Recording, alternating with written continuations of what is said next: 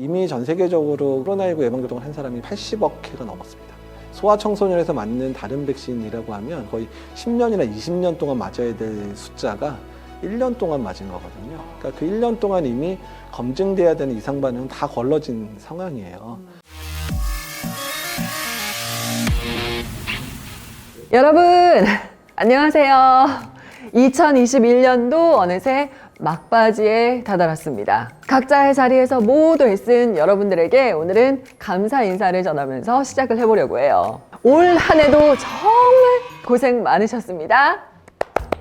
벌써 2년째 코로나19가 우리 일상에서 떠나지 않고 있는데요. 더 이상 코로나가 길어지지 않으려면 우리 국민 모두의 참여와 노력이 또 중요하겠죠. 특히 예방접종으로 코로나 예방률을 높일 수가 있는데요. 12월부터는 60세 이상 고령층의 3차 접종이 시작이 됐습니다. 그리고 또 18세에서 49세 3차 접종 사전 예약도 시작이 됐습니다. 지금 무엇보다 12세부터 17세까지 미접종 청소년 확진자가 막 증가를 하면서 이 예방접종의 중요성이 점점 더 커지고 있는데요. 그래서 오늘은 한림대학교 의과대학 이재갑 교수님을 모시고 청소년 코로나19 예방접종 팩트체크에 대해서 한번 알아보도록 하겠습니다. 교수님 안녕하세요. 네, 안녕하세요. 네. 반갑습니다. 네, 오늘 모시게 돼서 정말 너무 영광입니다. 저도 불러주셔서 감사합니다. 네.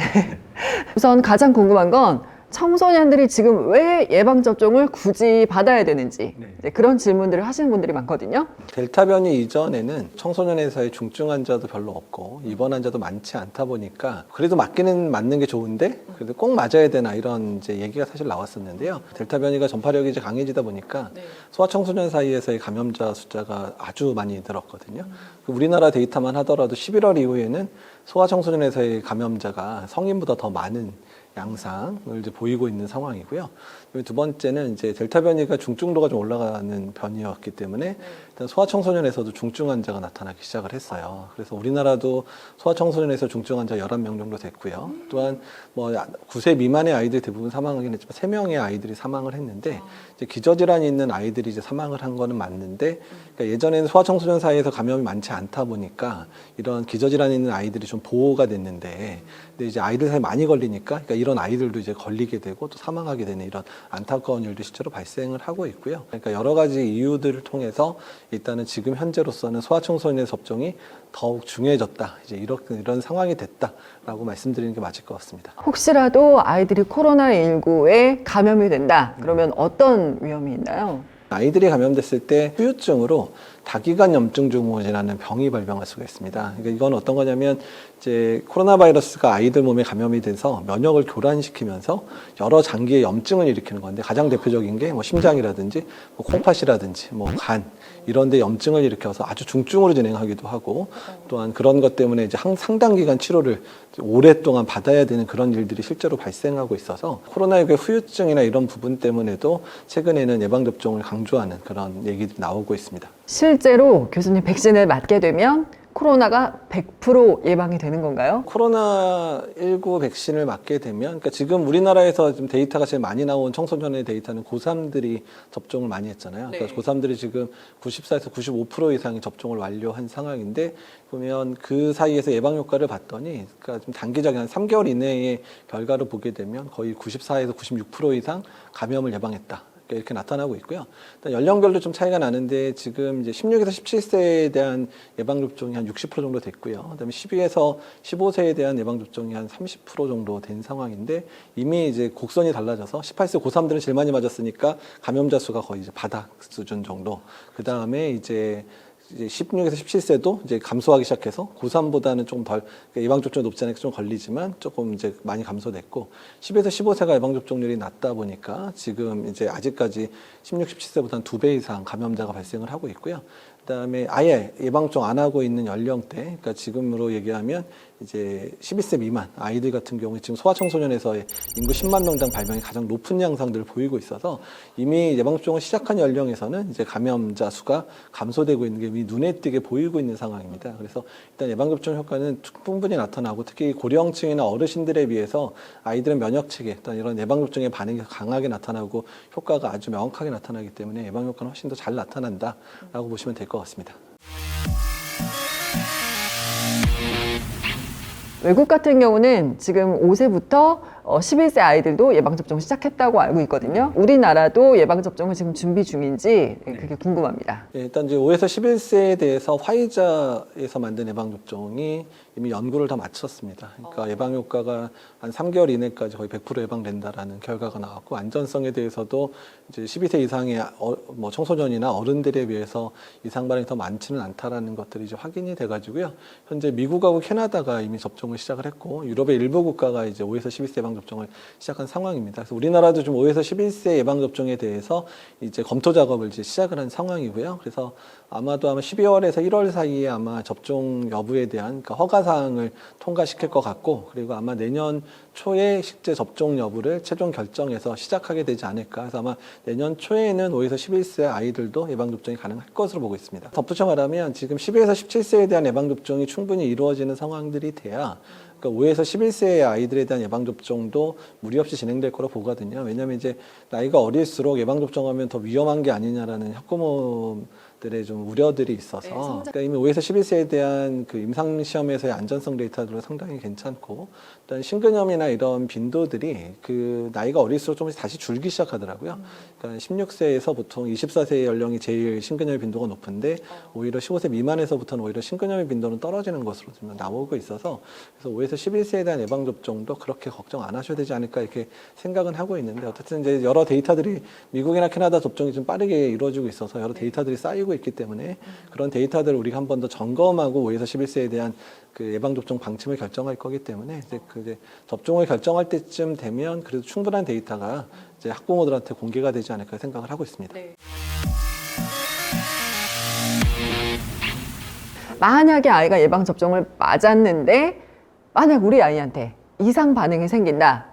그러면 어떻게 하나 바로 그 걱정이에요. 사실 뭐 백신의 이상 반응 같은 경우는 100% 안전하다 이렇게 얘기를 할 수는 없지만 정말 안전하다 정도는 얘기 드릴 수 있습니다. 근데 우리나라가 이미 12에서 17세 접종을 꽤 하고 있잖아요. 그래서 이미 쌓여진 데이터들을 보게 되면 일단 12에서 17세에 대해서 지금 이상 반응은 이제 자발적인 신고 체계도 운영하고 있고, 현재 12에서 17세의 그 이상 반응에 대한 신고 건수가 18세 이상의 신고 건수에 비해서 훨씬 적습니다. 지금 한 3분의 2 정도밖에 안 되거든요. 그만큼이나 아이들이 이상 반응을 호소하는 경우가 많지는 않다는 거고요. 거의 대부분의 이상 반응은 접종 후에 뭐 열이 난다든지, 접종 부위가 좀 아프다든지, 또는 온몸에 근육통이 있다든지, 좀 물렁거린다든지 하는 그러니까 경증 이상 반응들, 그냥 백신 접종하면 의뢰에 발생할 수 있는 이상 반응이 거의 대부분으로 알려져 있고요. 그다음에 이제 좀 많이 걱정하던 게 급성 이제 알레르기 반응에 해당되는 아나필락시스 반응 자체가 일단은 이제 소아청소년 특히 10에서 17세에서 많이 발생은 안 했어요. 12명 정도 발생을 했고, 대부분 접종 후에 15분 이내에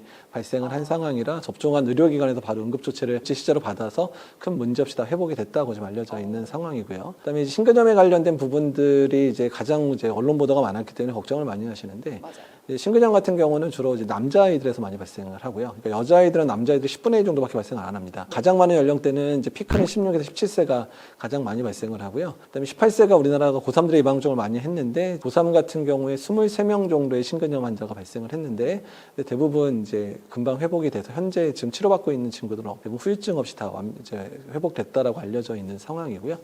미국 데이터들을 보게 되면 16에서 17세에서의 빈도가 제일 높은 상황이고, 오히려 18세 이상은 조금 낮아지고, 그 다음에 10에서 15세도 다시 낮아지는 빈도인데 우리나라도 좀 비슷한 빈도로 알려져 있고요. 코로나19에 감염이 돼도 신근염이 발생할 수 있습니다. 코로나에 걸려서 다기관염증 증후군 또는 신근염이 온 빈도하고요, 예방접종을 해서 신근염이 오는 빈도를 비교해 봤더니 코로나에 걸려서 신근염이 발생하는 빈도가 훨씬 높습니다. 그러니까 오히려 예방접종에서 코로나19에 안 걸려야지 신근염 발생 빈도가 떨어진다는 의미가 해당이 되고요. 실제로 코로나19에 감염돼서 생기는 신근염과 백신 맞고 생긴 신근염의 예후를 비교를 해봤더니 코로나19에 감염돼서 생기는 신근염이 훨씬 더 오래 가고 치료도 오래 걸리고, 일부는 심장 기능이 회복이 되지 않아서 심장 기능이 떨어진 상태로 꽤 지내야 되는 상황들이 꽤 발생을 하는데, 코로나19 백신에 의한 신근염 같은 경우는 대부분 일주일 이내에 거의 다 회복이 되고, 심근 기능도 거의 100% 회복이 되는 것으로 알려지고 있어서 훨씬 더 백신에 의한 것보다는 코로나에 걸려 생긴 신근염이 훨씬 위험하다는 데이터들이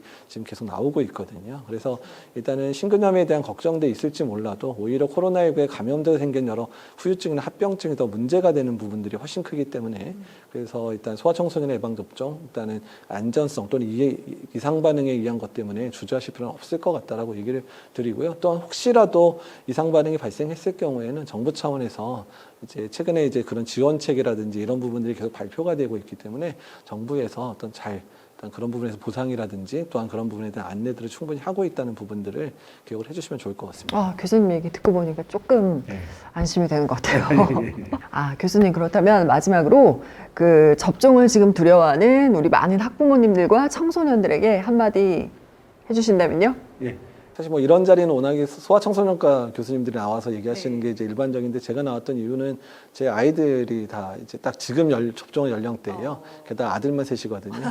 그래서 14살, 15살, 17살의 아빠기 때문에 이제 그런 부분 때문에 제가 학부모로서도 이제 다른 학부모한테 이제 좀 안심하고 맞으라는 얘기를 드리러 사실 나오는 거고요. 코로나19 예방접종에 대해서 두려워하는 이유 중에 하나가 일단은 1년밖에 안 된 백신이다. 안전성에 대한 검증이 너무 안 된 게 아니냐는 얘기를 많이 하시는데 근데 이미 전 세계적으로 코로나19 예방접종을 한 사람이 80억 회가 넘었습니다. 그러니까 소아청소년에서 맞는 다른 백신이라고 하면 거의 10년이나 20년 동안 맞아야 될 숫자가 1년 동안 맞은 거거든요. 그러니까 그 1년 동안 이미 검증돼야 되는 이상 반응은 다 걸러진 상황이에요. 예전 같으면 5년, 6년 지나야 이랬네? 막 이렇게 될 부분이 1년 안에 많은 사람이 맞아서 다 걸러진 측면이 있어서 그러니까 더 희귀한 이상 반응이 나올 가능성은 높지 않은 상황이거든요. 그러니까 이미 많은 아이들이 이미 다른 나라에서 맞아줘서 이미 안전하다는 거를 증명을 해놓은 상황이니까 그리고 우리나라도 이미 고3들이 엄청난 숫자가 맞았고 그다음에 지금 16, 17세도 60% 넘어서 많이 맞았죠.